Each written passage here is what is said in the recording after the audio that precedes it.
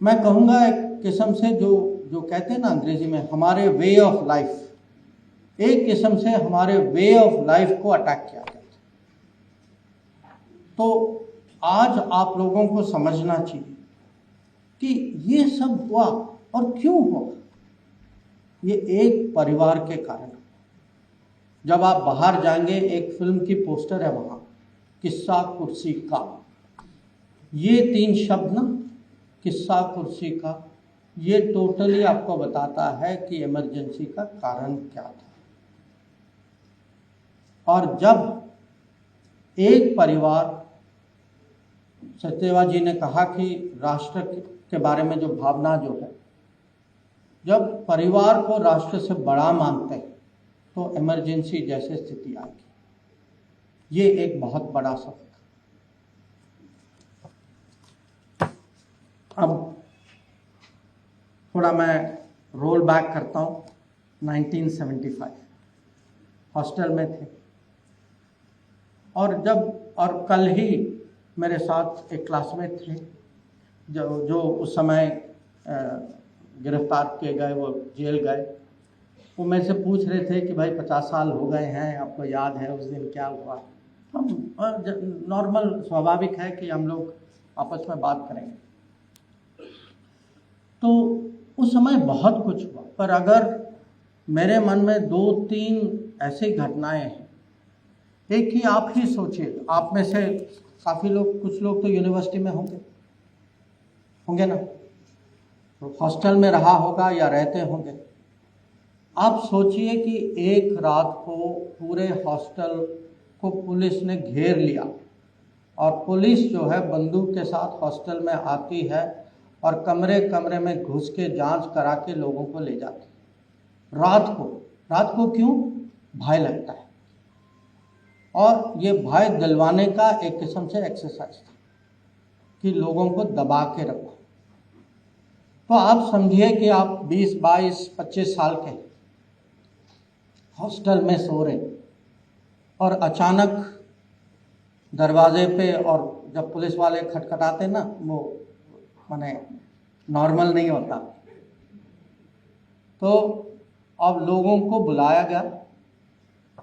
एक इन्फॉर्मर जैसा आदमी था जो मास्क, सर पे मास्क था, किसी को ये कहता था, किसी को वो कहता था, और जिसका गलत इशारा था उसको उठा के ले गया। अब ये रात को, और आप सोचिए इसका इम्पैक्ट जो है, इसका ट्रॉमा जो है उस यूनिवर्सिटी पे कितना भयानक है। अब ये रात की घटना, दिन में भी एक घटना हुई कि स्टूडेंट सब लोग जेएनयू के कैंपस में बैठे थे। वो विंटर का मौसम था, लोग मूंगफली वगैरह, संतरा खा रहे थे जैसे स्टूडेंट्स खाते।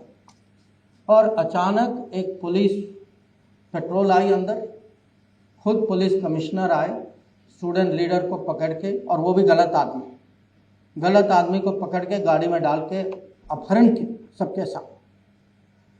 और उस समय इमरजेंसी में अगर गलत आदमी को भी पकड़ते थे, उसको छोड़ते नहीं थे। तो ये आप समझिए कि कोई भी कभी भी, माने आप, ये डेंजर का वातावरण था, अनिश्चितता, भय का था कि पता नहीं किसको उठाएंगे, क्यों उठाएंगे, गलती से भी उठा लिया तो क्या होगा। और साथ ही साथ ये कहानियाँ आ रही थी कि पुरानी दिल्ली में फायरिंग हुई है, कि ये कंपलसरी फैमिली प्लानिंग वेसेक्टॉमी होती थी, कि लोग को पकड़ कर, क्योंकि सबका कुछ कोटा दिया जाता था, तो नंबर भरने के लिए ज़बरदस्ती वेसेक्टॉमी किया जाता था। और मैं कहूँगा कि एक किस्म से ये पूरा एक्सरसाइज जो था वो देश और सोसाइटी का मोराल तोड़ने का था कि भाई हम शासन में हैं, हम शासन में रहेंगे, आप पूछने वाले कौन हैं, और हमारे यहाँ पूरी ताकत, सरकार की ताकत हमारे साथ है। संविधान की हत्या हो गई है, अब उसको भूल ही जाओ, हम जो करना है हम करेंगे, और आप जो हैं इसमें आपका कोई और चारा नहीं, आपको सहना ही होगा। ये मैसेज था इमरजेंसी। और उसमें बहुत लोग जो हैं जो पॉलिटिक्स में भी नहीं थे, उन पे भी इम्पैक्ट। पर जो कॉन्शियसली, जिन्होंने जानबूझ के पॉलिटिकल मंच में पॉलिटिक्स, और उनको पता था उस टाइम पॉलिटिक्स करना माने अरेस्ट होना है। और आप ये नहीं समझिए कि अरेस्ट का है कि भाई आप अरेस्ट हो जाओगे, कुछ दिन बिताओगे, बेल वेल हो जाएगा, निकल जाओ। इमरजेंसी में जब लोग अरेस्ट होते थे, किसी को पता नहीं था कि कब निकलेंगे, किसी को पता नहीं था कि इमरजेंसी की कभी एंडिंग भी होगी, कि 2 साल बाद इमरजेंसी बंद हो जाए। अब मान लीजिए जो अंदर जा रहा है उसको पता नहीं था कि एक दिन वो बाहर निकलेगा। तो आप ये सोचिए कि किस साहस के साथ जो लोग आज जिसका विमोचन हुआ किताब का, ऐसे लोग जो हैं, जो जब ये रिस्क ले रहे थे, जो लोग जिनकी अरेस्ट हुई थी, उनको जो है ये मामूली राजनीति नहीं था कि आप अरेस्ट कर रहे हैं, ठीक है हो जाएगा, बाद में देखी जाएगी। तो देखिए उन लोगों की साहस उस समय की ओपनली इमरजेंसी का विरोध करना, इमरजेंसी के खिलाफ काउंटर मूवमेंट चलाना, देश का मोराल उस समय, सोसाइटी का मोराल, हौसला जो है उसको कैसे ऊपर रखना, तो ये आप लोगों को जानना चाहिए। अब ये इमरजेंसी का एक कॉन्टेक्स्ट भी है, अब थोड़ा बहुत आप लोगों ने पढ़ा होगा। मोटी बात ये थी कि इलेक्शन 1971 में इलेक्शन जीतने के बाद कुछ ही साल में सरकार की पॉपुलैरिटी जो है बहुत कम हो गई थी, भ्रष्टाचार बढ़ गया था, इन्फ्लेशन बहुत ज़्यादा था उस समय, और राजनीति जो है उनके पक्ष में नहीं जा रही थी, उसकी दिशा कुछ अलग जा रही थी, पब्लिक में बहुत आक्रोश थी। बिहार और गुजरात में आंदोलन चल रहे थे, गुजरात में सरकार गिर भी गई थी, इलेक्शन हुआ, विपक्ष के लोग चुने गए, एक बहुत बड़ा रेलवे स्ट्राइक हुआ उस समय, और पब्लिक जो है रेलवे स्ट्राइकर्स के साथ उनकी फीलिंग जो थी कि भाई इनका कुछ कारण है स्ट्राइक के लिए। और इस माहौल में, और ये भी था कुछ पारिवारिक विषय भी थे कि वहाँ कोई अपने बिजनेस चला रहे थे, उनके बारे में जो उस समय के युवराज जो थे उनके बिजनेस के बारे में प्रश्न उठा रहे थे लोग। तो ये सब इस माहौल में प्रयागराज, इलाहाबाद हाई कोर्ट का जजमेंट है। और अगर आप देखें उस समय के प्रधानमंत्री के खिलाफ 2 चार्जेस जो थे, करप्ट प्रैक्टिसेस और मिसयूज ऑफ गवर्नमेंट मशीनरी, ये दोनों में उनकी कन्विक्शन थी। अब मामला तो आप देख रहे हैं कि प्राइम मिनिस्टर है, मेंबर ऑफ पार्लियामेंट थे, चैलेंज जो था पार्लियामेंट जो उनके खिलाफ खड़े थे राजनारायण जी, उनका केस था, और विषय जो है सीट का विषय है कि वो डिस्क्वालीफाई हो चुकी थी। पर एक एमपी का डिस्क्वालिफिकेशन जो है वो इमरजेंसी के डिक्लेरेशन में पूरे देश का सिक्योरिटी का मामला बनाया। ये है उस समय का गैजेट नोटिफिकेशन, और मैं आपको उसका ऑपरेटिव सेंटेंस में पढ़ के सुना देता हूँ। I, Fakhruddin Ali Ahmad, President of India, by this proclamation declare that a grave emergency exists whereby the security of India is threatened by internal disturbances. विषय है एक सीट का, एक डिस्क्वालिफिकेशन का, करप्ट प्रैक्टिसेस का, और देखिए उसको सिक्योरिटी ऑफ इंडिया का विषय बना दिया और इमरजेंसी डिक्लेयर करा दिया। अब इसके जो राजनीतिक परिणाम वो तो उसी रात को तुरंत दिखाई दिया कि जो देश के बड़े बड़े नेता जो थे, जयप्रकाश नारायण जी के अलावा मोरारजी देसाई, अटल जी, आडवाणी जी और बहुत सारे ऐसे लोग, सबको गिरफ्तार किया गया। उसमें से मेरे लिए, क्योंकि मैं यूनिवर्सिटी स्टूडेंट था, पर मेरे घर में मेरे पिताजी जो थे वो सिविल सर्वेंट थे, सरकार में काम करते थे, पर वो पॉलिटिकली काफ़ी कनेक्टेड थे। तो हमारे घर में दो लोग, एक यूनिवर्सिटी जो जेएनयू में हमारा कनेक्शन सबसे ज़्यादा जॉर्ज फर्नांडिस के साथ, और घर में जो है मेरे पिताजी के दोस्त चंद्रशेखर जी थे। तो जब हम लोग क्योंकि उस समय हमें पता भी नहीं था कि कौन कौन अरेस्ट हुए, कुछ लोग जो बड़े नेता थे उनके बारे में पता था, तो जो उतने फेमस नहीं थे वो तो बस उठा के उनको ले गए। इनके बारे में हमें पता था। तो हर फैमिली जो है किसी न किसी का कहीं ना कहीं इमरजेंसी के साथ ये पर्सनल कनेक्शन भी, कि जब मैं सोचता हूँ मेरी जो यादें जो होती हैं उस समय की, और जो पॉलिटिकल लीडर्स जो हैं, क्योंकि हमारा जो है फर्नांडिस जी, जॉर्ज साहब के साथ कनेक्शन था और चंद्रशेखर जी को हम बहुत अच्छी तरह जानते थे, तो वो हमें ज़्यादा फील हुआ। और जो जेएनयू में वैसे वो एक्टिविज़्म इमरजेंसी के खिलाफ, क्योंकि आप स्टूडेंट्स को तो कभी चुप तो कर नहीं सकते, तो वो तो अपना कहीं ना कहीं किसी न किसी तरीके से विरोध करते जाए। और विरोध करने के भी बहुत तरीके होते हैं, कि कोई क्लास नहीं जाओ, कोई कुछ ऐसा कुछ सिग्नलिंग करो कि भाई मैं सिस्टम के खिलाफ, कि मैं नहीं मानूंगा। तो इमरजेंसी की एक किस्म से अपनी एक कल्चर थी कि आप कैसे सिग्नल करें या कैसे दिखाएं कि हम जो है इमरजेंसी के विरोध में।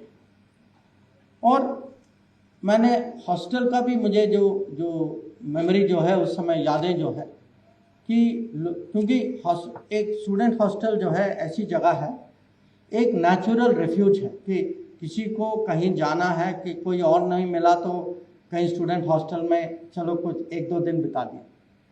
तो हॉस्टल में लोग आते थे जाते थे, उस समय हम ज़्यादा पूछते भी नहीं थे कि कौन है, पर उस समय वो माहौल बना कि किसी ने अगर कहा कि भाई 2 दिन के लिए अपने कमरे में रख लो, तो हम रख लेते, क्योंकि हमें पता था कि ये कहीं ना कहीं कुछ कर रहे हैं ये लोग, इनका हेल्प करो, ज़्यादा प्रश्न नहीं पूछो और उनको अपने रास्ते में आगे बढ़ने दो। तो ये मैं आपको इसीलिए कुछ डिटेल में बता रहा हूँ, क्योंकि जो राजनीति में भी नहीं थे, जो सामान्य लोग थे, जो कोई स्टूडेंट था, कोई प्रोफेशनल था, कोई, सबके लिए, सबके जीवन में उस समय इमरजेंसी का कुछ ना कुछ प्रभाव हुआ। अब सबसे ज़्यादा इम्पैक्ट तो हमारे प्रेस वालों पे हुआ, और जिस समय इमरजेंसी डिक्लेयर हुआ, ये भी रात को हुआ। अब देखिए, ये कोई कोइंसिडेंस नहीं है कि ये सब चीज़ रात को होती। अब उस समय ये न्यूज़पेपर्स के बिजली सप्लाई सबको काट दिया गया, ताकि अगले दिन न्यूज़पेपर की प्रिंटिंग ना हो। और बहुत न्यूज़पेपर्स, काफ़ी लोगों ने विरोध तो किया, कुछ लोगों ने एडिटोरियल पेज खाली छोड़, क्योंकि सेंसरशिप तुरंत लागू हुआ और बहुत डिटेल में बताया गया कि आप क्या लिख सकते हैं, क्या नहीं लिख सकते। और उसमें भी प्रेस, जैसे स्टूडेंट्स अपने लेवल पे करते थे, प्रेस वाले भी अपने लेवल पे तरीका ढूंढते थे कि किसी न किसी तरीके से देश को सूचना मिले। मैं कहूँगा एक किस्म से देश में एक रेजिस्टेंस था इमरजेंसी के खिलाफ, और ये बहुत तरीके से रेजिस्टेंस था। कुछ लोगों ने ओपनली विरोध किया, कुछ लोगों ने अपने तरीके से। और इसमें भी कुछ हमारे बहुत जान पहचान के थे, जैसे KR मलकानी, जो मदरलैंड के एडिटर थे, ऑर्गेनाइजर के एडिटर भी थे पहले, वो हमारे मेरे पिताजी के बहुत क्लोज फ्रेंड थे। तो वो प्रेस वालों में से, he was one of the first people to be arrested. और जो फॉरेन जर्नलिस्ट जो हैं, कोई भी इमरजेंसी के खिलाफ कुछ टिप्पणी करता था तो उनका वीज़ा कैंसिल हो जाता था, उनको बाहर ले जाते थे, बाहर फेंक देते थे। और कल्चर के क्षेत्र में भी सचदेवा जी ने किशोर कुमार के बारे में कहा, आपको पता है कारण ये कहा गया उस समय, उनको बताया गया कि वो यूथ कांग्रेस के फंक्शन में आके गाना गाए और उन्होंने मना किया। उसके कारण उनके उनका गाना कभी रेडियो में बजता नहीं था, और उस समय और कुछ साधन नहीं थे, या टीवी भी बहुत कम ही चलता था। तो आप सोच लीजिए, रेडियो हमारे लिए मेन एंटरटेनमेंट था, और मेन एंटरटेनमेंट में आपने किसी को निकाल दिया बिल्कुल। तो आप सोचिए उस समय का टोटल एनवायरनमेंट, टोटल माहौल, मैसेजिंग उस समय कैसा था। ये फिल्म में भी हो कि एक बहुत मशहूर फिल्म थी, गुलजार की फिल्म थी आंधी, उसके पता नहीं कितने लोगों ने देखा होगा, उसके बहुत अच्छे गाने भी हैं आंधी। पर आंधी में भी सेंसर को लगा कि भाई ये कहीं इंदिरा गांधी के बारे में कुछ कमेंट कर रहे हैं, चलो इसको रोक दो। तो जब तक फिल्म में कट नहीं होगा और जब तक वो चेंज नहीं होगा, तब तक ये फिल्म को रिलीज नहीं करेगी। तो ये था इमरजेंसी। अब संविधान की बात करते हैं। वो 2 साल में 5 कॉन्स्टिट्यूशनल अमेंडमेंट और 48 ऑर्डिनेंसेस पास किए गए। सोच लीजिए, 2 साल में 48 ऑर्डिनेंस, 5 कॉन्स्टिट्यूशनल। और इसमें 3 जो अमेंडमेंट जो थे ये बहुत महत्वपूर्ण थे। एक तो था 38th अमेंडमेंट कि डिक्लेरेशन ऑफ इमरजेंसी, आप इस पे आप कोर्ट नहीं जा सकते। 39th अमेंडमेंट था कि प्राइम मिनिस्टर के चुनाव पे आप कोर्ट नहीं जा सकते। और 42nd था कि जो फंडामेंटल राइट्स जो है इसको आप डाइल्यूट करेंगे और कोर्ट्स की पावर जो है इसको आप कम करेंगे। और मैं कहूँगा, जब आप पता नहीं आप लोगों ने वो जो प्रदर्शन जो बाहर है उसमें आप आने के पहले कुछ समय तो देखा होगा, उसमें से एक बहुत मशहूर केस है वहाँ जिसका जिक्र है वहाँ बाहर, कि ये केस है एडीएम जबलपुर वर्सेस शिवकांत शुक्ला, जहाँ अटॉर्नी जनरल कहते हैं कि अगर आपकी जान भी जाए इमरजेंसी में, आप कोर्ट में आपको कोई राहत, कोर्ट आपको राहत नहीं दे सकता। ये थी इमरजेंसी। तो जो कॉन्स्टिट्यूशन पे जो असॉल्ट हुआ, जो इंस्टीट्यूशंस पे जो असॉल्ट हुआ, इसके परिणाम जो है सालों तक रहे, और चुनाव के बाद रिकवरी करना। और आज हमें इसीलिए जब हम बात करते हैं कि संविधान की हत्या हुई, जब आप प्राइम मिनिस्टर का इलेक्शन, जब आप इमरजेंसी का डिक्लेरेशन, जब आप कहते हैं कि आपके फंडामेंटल राइट्स, जब आपके जीने का हक जो है वो संविधान के बाहर है, वो है संविधान की हत्या। अब मेरा इंटरेस्ट फॉरेन पॉलिसी, आप जानते हैं विदेश मंत्री तो हूँ। इमरजेंसी के समय में कभी कभी बड़े निर्णय लिए जाते थे बिना डिबेट के। ये मॉक पार्लियामेंट है, उस समय इमरजेंसी पार्लियामेंट था। आजकल एक चर्चा हो रही है कि श्रीलंका में हमारे मछुआरे जाते हैं और उनको गिरफ्तार किया जाता है। आपको पता कारण क्यों?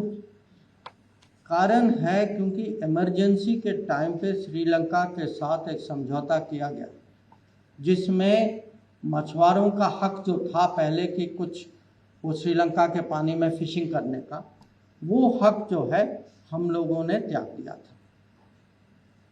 अगर इमरजेंसी नहीं होता, अगर पार्लियामेंट उस समय का सचमुच जेन्युइन पार्लियामेंट होता, वहाँ डिबेट होती, मुझे नहीं पता कि ये एग्रीमेंट उस समय पार्लियामेंट उसको मानती या नहीं मानती।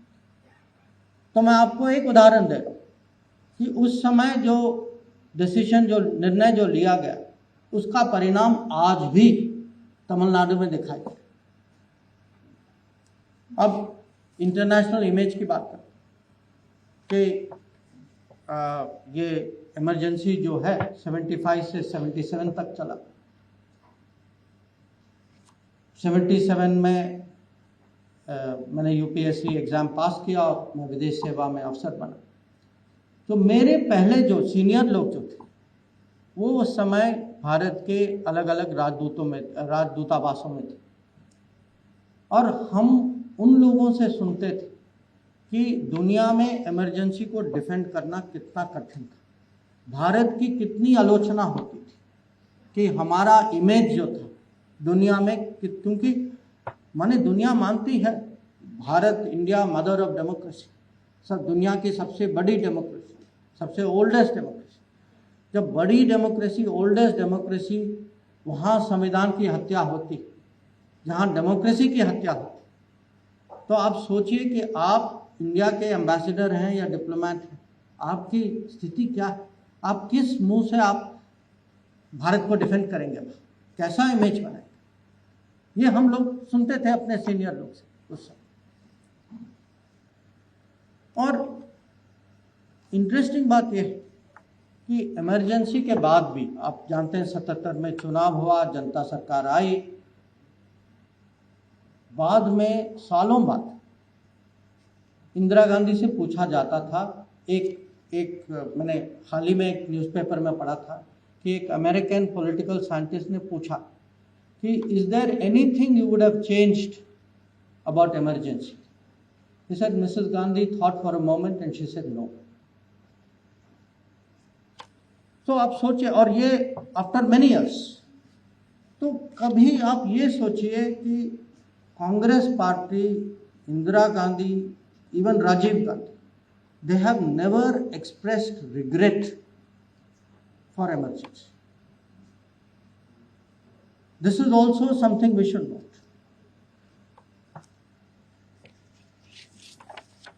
Now, जैसे कि मैंने कहा, आज का कार्यक्रम हम इसीलिए कर रहे हैं क्योंकि हम सब जानते हैं कि इमरजेंसी के सबक हैं। तो इमरजेंसी के लेसन्स क्या हैं? मेरे लिए 5-6 सबक जो है मैं आपके सामने रखना चाहूँगा। एक तो मैं बहुत विश्वास के साथ कह सकता हूँ कि डेमोक्रेसी जो है हम लोगों के डीएनए में, कि अगर हम जो हैं ऐसे माहौल में, क्योंकि बहुत जगह जो हैं ऐसी तानाशाही, ऐसे माने जो अत्याचारें हुई थी, पर जिस तरीके से, जिस डेमोक्रेटिक तरीके से हम लोगों ने विरोध किया, अंत में फोर्स किया कि इलेक्शन होगा। क्योंकि इलेक्शन क्यों हुआ? वो सोसाइटी में वो उभर के आ रहा था, जो शासन कर रहे थे उनको पता था कि देश इमरजेंसी को मानती नहीं है, 2 साल हो चुके। तो जो रेजिस्टेंस, जो सोसाइटल रेजिस्टेंस जो थी इमरजेंसी के खिलाफ, उसके कारण 77 का चुनाव।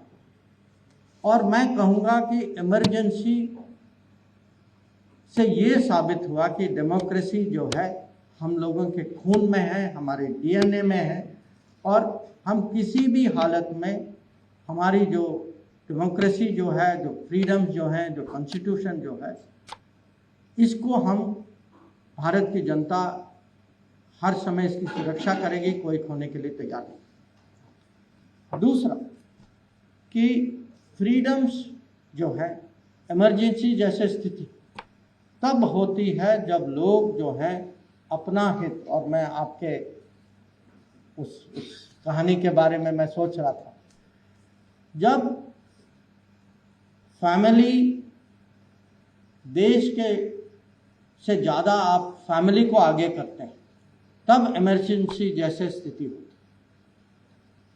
और ये जो है, अब उस समय का नारा था कि Indira is India and India is Indira. तो जब ये पारिवारिक राजनीति होती है, इसका आप डेंजर समझिए, क्योंकि आपको बहुत गलत रास्ते में ले जाती है और इसमें देश का नुकसान होता है, जैसे इमरजेंसी में हुआ था। तीसरा कि जब आज भी लोग कहीं देश की बुराई करते हैं बाहर जाके, जब हमारे इंस्टीट्यूशन, जब हमारे चुनावों के बारे में टिप्पणी करते, जब इलेक्शन कमीशन पे कुछ कहते, तो आप ये नहीं समझिए कि ये कोई एक्सीडेंट है। आप इन लोगों से बच के रहें, क्योंकि जब लोग हमारे इंस्टीट्यूशंस को अटैक करते हैं, अगला कदम है कॉन्स्टिट्यूशन को अटैक कर रहे हैं, फिर डेमोक्रेसी को अटैक करते हैं। तो हमें जो है अपने इंस्टीट्यूशंस को प्रोटेक्ट करके रहना चाहिए, क्योंकि हम एक किस्म से डेमोक्रेसी को प्रोटेक्ट कर रहे हैं।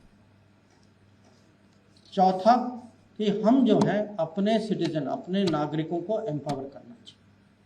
और आपने देखा होगा कि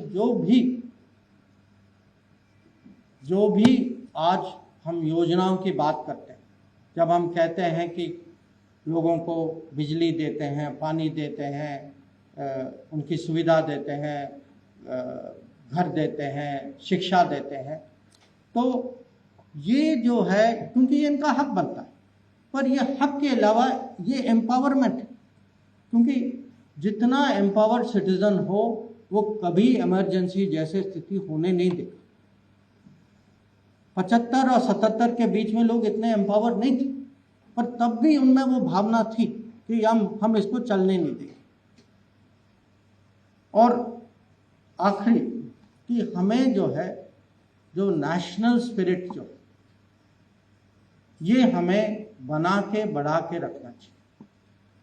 और इसके अवसर होते हैं कभी कि देश मिलजुल के राष्ट्र हित, राष्ट्र भावना के साथ आए। आपने देखा होगा कि ऑपरेशन सिंदूर के बाद मैं बहुत गर्व से कह सकता हूं कि खाली इंडियन डेमोक्रेसी है कि हर पार्टी के लोग डेलीगेशन में बाहर जाए, एक स्वर से भारत का हित दुनिया के सामने रखें।